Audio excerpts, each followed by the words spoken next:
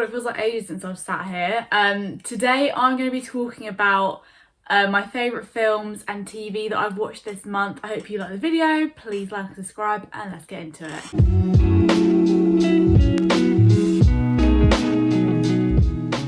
So as you can probably tell from my social media and this YouTube account, I haven't really left the house much in January.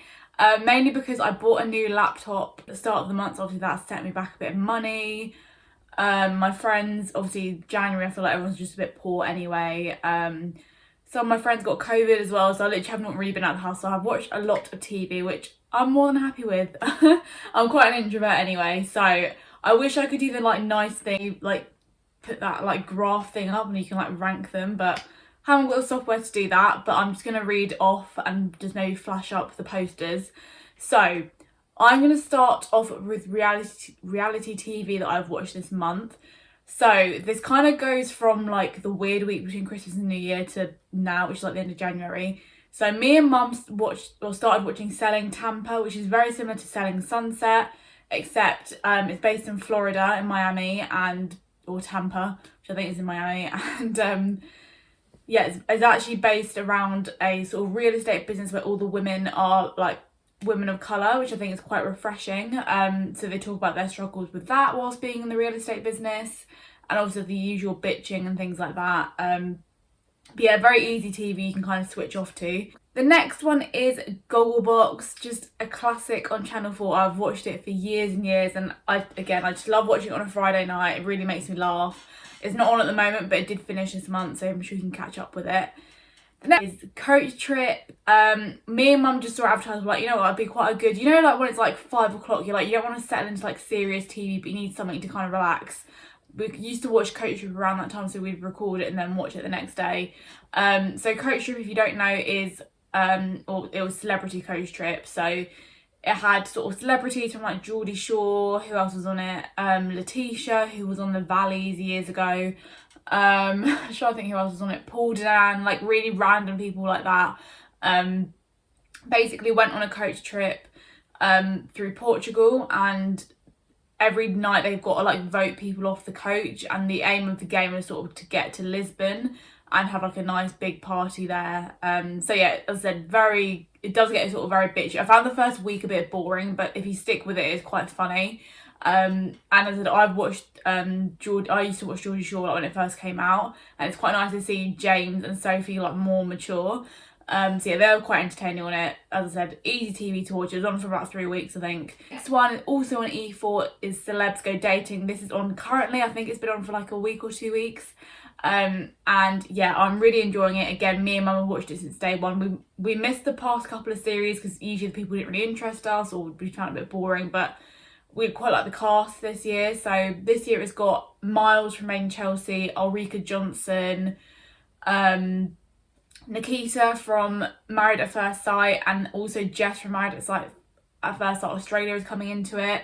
Marty from Geordie Shore as well. So I know a lot of these reality TV stars do repeat themselves, but it obviously just shows they're good at reality TV, I think. So yeah, basically Celebs Go Dating is obviously celebrities go on dates with people who aren't celebrities, and then they also get coached through the process by Anna Williamson and Paul, what's his name? I can't think what his name is. But yeah, it's just very funny, and a lot of the time the normal civilian people are actually more strange on dates than the celebrities.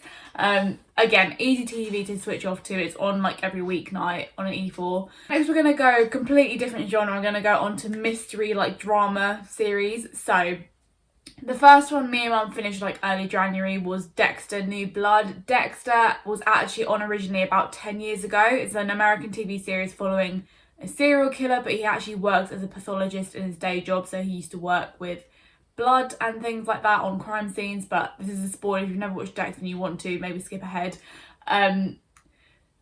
But yeah, basically at the end of the final season that they did 10 years ago, he basically goes on the run, and all you see in the last scene is him in a log cabin. So you know that he's alive because basically he got found out in Miami that he was the Bay Harbor butcher. So in the new series, which is New Blood, he basically said he faked his own death and makes a new identity and things like that. But then his son comes back to find him because the person he was left with died of cancer. So obviously he's been used to living on his own for the past 15 years, and his son shows very similar traits to him in terms of anger and like sort of murder ideation, I guess. But yeah, just really interesting. The first couple of episodes I found a bit kind of predictable, but once you get past that, the rest of the season is amazing. I did not expect the ending at all. So yeah, if you watch Dexter New Blood, please message me or comment on this video, because I would love to know your opinions. Stay Close. So Stay Close was on Netflix, and it had... Oh, also I watched Dexter on Sky Atlantic. But yeah, Stay Close was on Netflix as an 8-part series by Harlan Coben, who also made The Stranger. I watched The Stranger a couple of years ago and really liked it. So Stay Close has got James Nesbitt starring in it. Richard Armitage, I think his name is. So yeah, quite a all-star cast, hence why me and mum watched it. And it basically, it's one of those, it's a bit confusing at first because it follows like 3 different people and you're like, how do these people link up? But I said, once you get past the 4th, 5th episode, it does make more sense.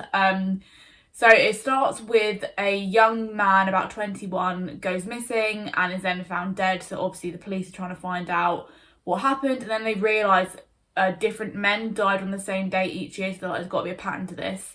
And then it also follows a woman who's again changed identity. So she, in her younger years, she was a stripper, and then obviously married a rich man and didn't need to be a stripper anymore.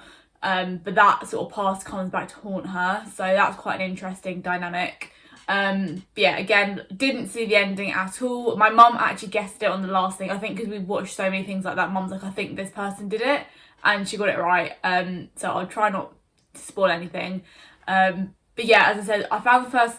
Again, I think with crime things, sometimes they just take a bit of a while to get into, especially when there's a lot of characters. Like, I found with Stay Close, because there was so much going on, like, you did have to really, like, concentrate, and it was just a bit confusing, like, how do these people link up? But it does make sense in the end, so I would stick with it if you're struggling. Next one is The Rules of the Game. This is a BBC drama. I think it was 4 episodes, and it follows, like, an office, and in the first episode, a woman walks into the office and finds one of her co-workers has died. Basically her head's like bleeding and everything, so it looks like she's like jumped or been pushed. You don't know at the start. So again, sort of each episode kind of focuses on like 2 characters and like how they would be involved in this woman's death. And yeah, it's just really interesting. And what I liked about it, because it's set in like an office, they really talk about like feminism and like issues in the workplace and things, which I thought was like quite interesting to see in TV. So yeah, I would really recommend The Rules of the Game. And the main woman in it is the blonde one that was in Shameless. So it's quite interesting to see her in such a different role. Maxine Peake, I think her name is. So an amazing actress. So I'd really recommend. It's The Bay. This is on currently. So The Bay was on like a good few years ago now. It's on its 3rd series. So if you like Broadchurch, you'll probably like The Bay. So in this series, there is a new inspector that's come in. And basically a boy is, or like a man I should say, is found in the water who looks like he's like drowned, but also there's been like a bit of foul play. So they're trying to work out what happened to him. And what I think is quite refreshing is in this series, it's actually based around a Muslim family, I think. So obviously they don't want him to go through a post-mortem because that goes against their religion. So they're working around that at the moment. Again, it's got quite a slow build, but I do see potential in it, so I'd recommend. This one is One of Us. We watched this on Netflix. This follows a family who, again, it has quite a few characters, so it takes you a while to kind of get used to it. But yeah, it follows 4 characters in Scotland, and in the first episode you see like a nice couple getting married, and then next scene is that they're like found dead in their apartment. So it's about the family trying to like find out what happened to them, and then they find the person who did it, or like the suspect person that did it, and then the family ends up killing the guy who did the murder, but you don't know which family member killed the murderer. So yeah, quite an interesting take. And also Chris from Skins is like one of the main characters, and like I really recognise, like, why do I recognise this person? Obviously Skins was on about 10 years ago and he was like 18, so obviously between now and then he looked quite different, but I was like, why do I recognise this man? And I was like, oh my god, he's Chris from Skins. So yeah, I think originally it came out in 2016 on the BBC, but it is on Netflix now and probably still on iPlayer. So yeah, I really recommend that. Again, only 4 episodes, so you can get through it in a couple of nights. And yeah, really enjoyed it. The next one is The Deceived. I think this one might have been a 3-parter. again on Netflix, and it follows a girl who goes to uni in Cambridge and falls in love with her professor. But as she's falling in love with him, she finds out a lot of secrets about him, so he kind of keeps her captive, and yeah, she's trying to get herself out of that situation, and it's sort of based in Cambridge and Ireland. So yeah, lots of different things going on. And the weird thing was, like, one of the sort of side characters is Connell Waldron, or Paul Mescal from Normal People. I was like, this is really odd. So I think it's one of the last things he did before Normal People. Again, the ending was kind of predictable. Like, me and Mum sort of guessed it on the second episode, like, this is going to happen in the end, and it did. But again, if you want like a quick sort of snappy crime drama, I'd recommend that. Euphoria season 2. I'm watching this on Sky Atlantic, but you can also watch it on Now TV. So Euphoria stars Zendaya. I'm sure you've heard of it by now, but so it's on its second series, and it basically follows a group of teenagers who go to school in America, and there's like themes of addiction, sexuality, gender, like it covers all sorts, and all the characters are quite different, which is quite nice, I think. Like, there's no sort of generic pretty girl or really popular boy. Like, it's not like a typical American sitcom like that. But yeah, I really enjoy it. I do think this time around in this season it's definitely more stylized. Like, there was one scene I watched the other day where there was all this like singing going on. I was like, this does not feel like normal Euphoria. But yeah, apart from like those sort of odd scenes, I do really enjoy it, and you just don't really know where it's going to go, which I find quite interesting. If you haven't watched the first series, definitely watch the first series, because otherwise the second series doesn't make sense. But yeah, that's Euphoria. Next one is more light-hearted / comedy. So I've got 3 series in here. So the first one is Lovesick. I'd never heard of this, but again, it was in between Christmas and New Year. Me and Mum needed like a nice easy TV series to watch, so Mum found this one on Netflix, and as I said, it's called Lovesick, but I think it was on Channel 4 originally. And it basically follows a man who found out he's got chlamydia, so he's got to tell all his exes this, and he kind of goes through a journey of figuring out why those relationships didn't work for him, and sort of he gets back with a few of his exes, and then throughout the whole show as well, there's also a girl who he's really good friends with, a bit like Ross and Rachel, but they never quite get together for whatever reason. So you're kind of constantly wondering, like, oh my god, are they going to do it? Are they going to get together? I'm not going to spoil it, but yeah, again, really easy, and then the guy's best friend is like really funny. Yeah, so it's just one of those. It's really easy to put on. Like, each episode's like 45 minutes. And yeah, I just found it really funny and easy to watch, and I think it's a very underrated program. I think there was 3 series of it, but there's only like 8 episodes in a series, so me and Mum watched it in about 2 weeks, I think. The next one is And Just Like That. So this is the reunion kind of TV series of Sex and the City. I have watched a few of the original episodes and the films, but to be honest, I couldn't really remember what happened in them, and I've read the book as well, so I think I know the book story better than the TV series. But yeah, I think it's really interesting. Obviously, they're filming it 10 years on from when they last did a film of it, and obviously they talk about dating apps, again, like sexuality, gender. I did find at times I feel like they were trying to tick boxes to make it like representative. Like, they have this like podcast theme going through it, and it's just like, oh, you're just doing this to try and be relatable, do you know what I mean? But again, I think once you get past the first couple of episodes, it does get better, and I think and it's quite nice that all the women in it are kind of the executive producers. So me and Mum were searching up after, and like we realised I think Miranda, her story is quite close to what happened in her real life, and she does do it justice. So yeah, I really enjoyed that. I think it's finished now, or is there one episode left? I can't remember. But again, quite an easy girly watch, good one to watch with your mum, because I'm sure most mums have seen Sex and the City. Last one in this section is Emily in Paris. Oh, I really didn't like this. So it's on its second series. The first series I remember watching in one of the lockdowns. Again, it was quite easy, light-hearted to watch. But the second series, it just made me cringe so much. Not in a good way. I was just like cringing, like, oh. I think what the worst part was is obviously Lucien Laviscount. Don't know what his name is. He plays an English like love interest, and you can just tell like someone who isn't English has written the character. Like, some of the things he says to Emily, I'm like, English men do not say that. Like, I don't know, some of it just really made me cringe. I know it has been renewed for a 3rd and 4th series, but I don't know if I'll watch it, because it I just found it really irritating, the series. I can't put my finger on it. The last sort of TV section is docu-series. So these are on Netflix, as the name suggests, kind of a documentary slash series. So the first one me and mum started watching is Chia. And I think this came out last year. So it's on its second series now, but we've just finished the first series. And it is so interesting. It's basically about a college like competitive cheerleading team in America.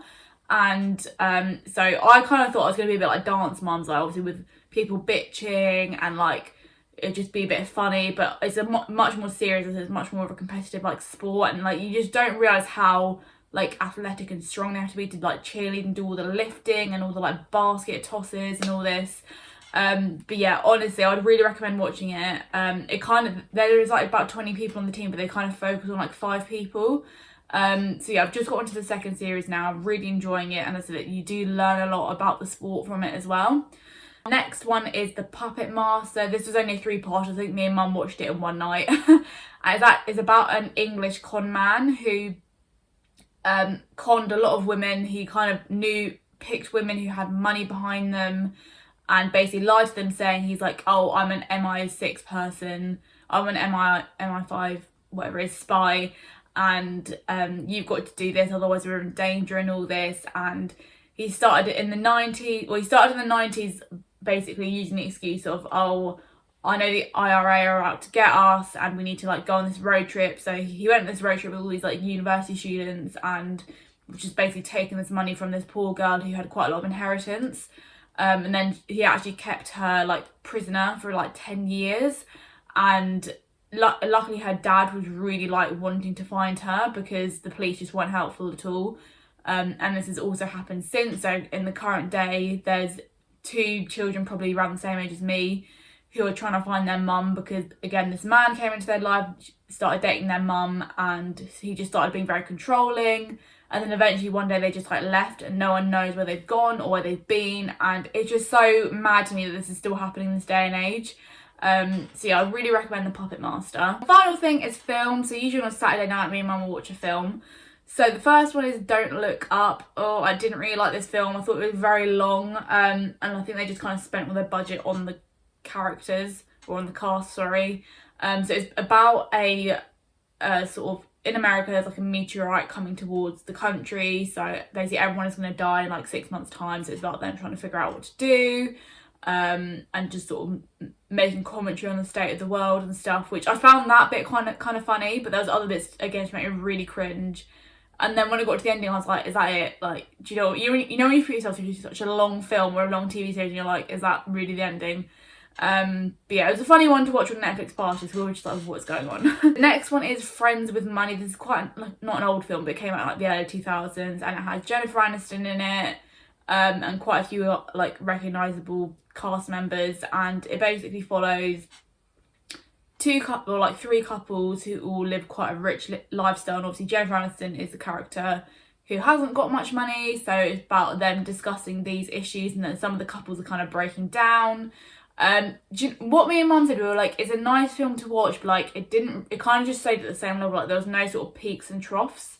Again, we kind of got to the end of it, we were like, oh, like there was a little twist in the end, but we were like, oh, is that kind of it? Again, it's quite a nice relaxing film, but there just wasn't much to the storyline. Next one is Brazen. This is about a woman who finds her sister dead, and her sister was like a cam girl. So it's about exploring that sort of side of society and her trying to find the killer. Quite interesting, a bit predictable, but if you want something a bit different to watch, I'd recommend Brazen. The next one is It's Complicated. Oh my god, this is one of my new favourite films now. This follows Meryl Streep and Alec Baldwin as a divorced couple, and basically on their son's graduation night they actually sleep together, but he's remarried. So they're trying to like sort of explore this new relationship. As I said, it's complicated, like they're divorced but still seeing each other, and it all explores like love and relationships, and it's just obviously anything with Meryl Streep I think is good. It's just very funny. Yeah, I'd really recommend it.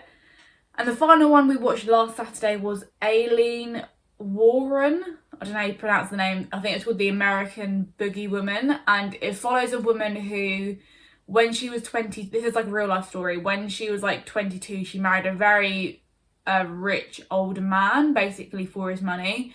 and the like his daughter is really onto the like, why are you marrying this man, like he's way too old for you sort of thing.